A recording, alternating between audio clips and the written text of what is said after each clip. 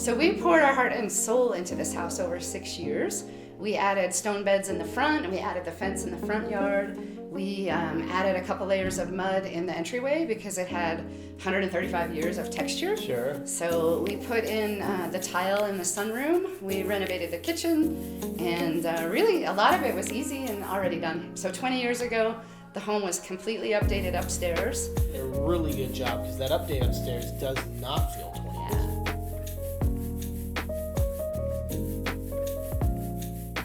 I've never seen a historic property with an attached garage in Denver, Right. and this kind of sunroom that opens out to the yard. We were at the point where we wanted a smaller yard, less maintenance, more travel, but really what sold us was the culture of San Rafael.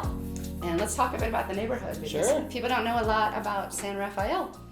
Did you know it was named after San Rafael, California?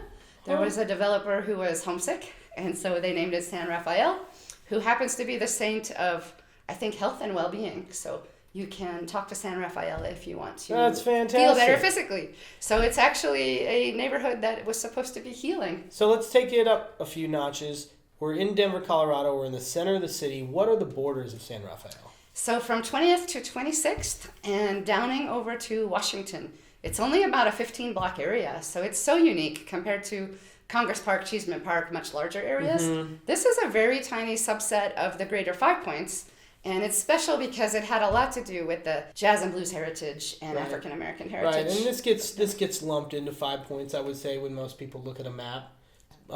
Is that for better or for worse? For me, I think it's better. I grew up in St. Louis and Germany. I love blues and jazz music. I always loved Ella Fitzgerald. She spent a long time playing in Berlin. Actually, a lot of people don't know, but Ella Fitzgerald brought jazz to Europe in a way Very with a cool. couple of other artists. But she and Duke Ellington and Billie Holiday all played a couple blocks away at the Rossonian. So for me, it's a good thing. I think that other people might think 5 Points is different than it is, but Right. 5 Points saw the beginning of Rhino. I want to dive into what was done here in this home to really expertly tie in all of the things that we just covered. So it's a jazz district. It's known for that. It's next to a new art district. I mean, when I'm walking through this house, I can't help but have the word music on the tip of my tongue. What have you done here that really makes the difference? What we really wanted to do was tell the story of jazz and blues in 5 Points, and that was close to my heart. So I wanted to create this idea of a jazz lounge, which our stager, Hema Staging and Organizing, I think knocked it out of the park. So I collaborated with her on ordering some of the art pieces that are used upstairs. Incredible. The Duke Ellington, Ella Fitzgerald, Billie Holiday. I brought in records by Nina Simone. I just wanted to kind of have that vibe. And then we really struggled with which wallpaper to choose. I brought in this kind of songbird, and I think this tells a really, it just kind of ties the woodwork together. The blue and the gold kind of make the house really cohesive. Right. I mean, if you see a piece like this, it's never been painted. I mean, that's just unbelievable. Unfinished woodwork. And so rare. I mean, this tiger oak right here, and it's just absolutely pristine. So where do you find this wallpaper? How do you find this color coordination? So our client who chose it is in New York now. She's actually a Swedish, going to be interior designer soon. Okay. And I struggled with 30 days. I probably stayed up every night till 2 a.m. looking at wallpaper, trying to make the right choice because you really want it to fit with the real home. blood, sweat, and tears. And when I saw this, it was perfect. So it actually came from Turkey, and it was here in 5 days. And I found a professional wallpaper installer because even though it's actually peel and stick, I knew I would mess it up. Oh yeah, you cannot take your first stab at something like this. And a wallpaper piece like this, is this $1,000? Was about $400 to $500 for the piece itself, and then about $900 to have it installed. Wow. I feel like that choice alone, though, really helped us bring in the multiple offers and the love for the home. People were going to love it anyway, but now we went from maybe 1.15 to 1.2x because of the feeling that people don't want to leave this living room. Yes, and it's that wow factor. And it's worth noting that this is multiple offers in a 8% interest rate environment. So it's an extra heavy lift. This isn't just throw up some wallpaper 2020 and you have multiple offers. I think it's a testament to the staging and why we believe staging is so important.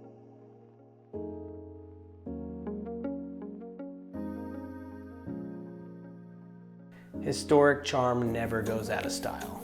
Original stained glass with these 3D elements. I mean, you can't see it, but I can just touch it. It pops right off the glass. leaded joints, 140 years old, and it's in incredible shape. Yeah, I'm taking a minute to appreciate this. All right, let's talk about some OG stuff. All right, Rosset, right up there, that little circular kind of bullseye target. That's a Rosset. And this is a transom. And back in the day, most transoms used to have this old brass hardware that you would turn a knob and move a physical lever, and that would open it up and allow air to pass through. It's basically a convection cycle, right? All of the windows had top-down sashes, so this was a double-hung window. It would come down from the top and up from the bottom, allowing convection to move air around before electricity existed. So pretty amazing to think about all these old house touches, and when I'm standing here, I'm absolutely blown away by the details of this historic Denver home. So this fluted trim is just incredible. It's a 6-inch wide piece. It's almost certain that this is old growth oak or this is a Douglas fir piece. And so what's so cool about it is that even though it's been painted, this character still shines, and it's still doing more than just wrapping a door. It's giving you a feel and a vibe. It's taking you back to a day when everything was done by hand and people were real craftsmen about building homes. Just look up, vaulted ceilings, all right? This is a trend that I don't think is ever gonna go away. I'm seeing this being one of the smartest ways that flippers, investors, and sellers can upgrade their house. Now, it's a huge job taking down the ceiling. It's a huge, dirty job, and that's why it doesn't get done. But if you have the option to vault your ceilings and go all the way up to the old attic roof line, it's gonna create an incredible effect. It's worth its weight in gold, because this is the feeling, the raised feeling that buyers are looking for. I see it a lot. I see it in mid-century homes where they vault the ceiling and they put in either fake beams or they actually expose real beams and give it that two-tone pop. I see it in these original Victorians where they throw a skylight in, and you really, really create an amazing natural space no matter what time of day it is. This is early morning light, and it's big and it's bright. But in the back room here, we have a soft, subtle kind of a glow that comes in through the skylights. And again, if you can do this, this is one of the biggest return on investments of anything that I see when people are fixing homes. In my opinion, this is one of the most period-specific, curated combination of staging and design and historic preservation. I mean, I'm just absolutely wowed. It's just so gorgeous, and I feel like this really is the capstone of a long road coming here. So thank you. Kudos. I think what's your best tip you have for someone wanting to buy a historic property? I would just say make sure that you're talking to an agent that has a history with that, right? I mean, it's a historic property, and these are very different than a lot of open a door and everything's brand new and yada yada. There are nuances here. We know systems, we know how the houses were constructed, we know what to look out for, we know about pitfalls, and we have a team of contractors that can assist us in that.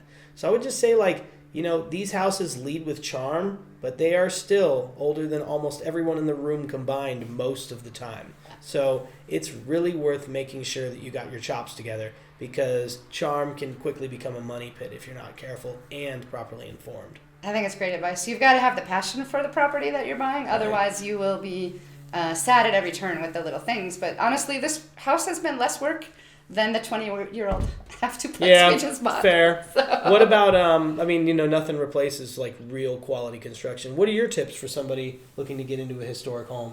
I think to not be rattled off at everything. You're going to have a 100-page inspection report. That's just how it is. You want to be able to have an agent. Part of what I love about Modus Real Estate is we've got the connections to so many contractors.